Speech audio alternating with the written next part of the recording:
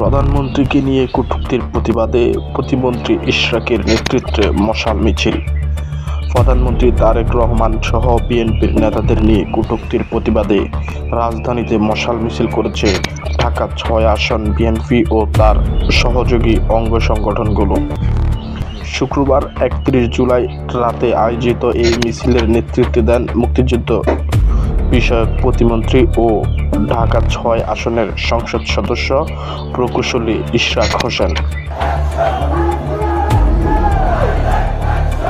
এ সময় পুরান ঢাকার মালিটোলা পার্ক থেকে শুরু হওয়া মিছিলটি জিরো পয়েন্ট, নাইটাঙ্গেল মোড় হয়ে নয়াপল্টনে বিএনপির কেন্দ্রীয় কার্যালয়ের বিপরীতে ভিআইপি টাওয়ারের সামনে গিয়ে শেষ হয়।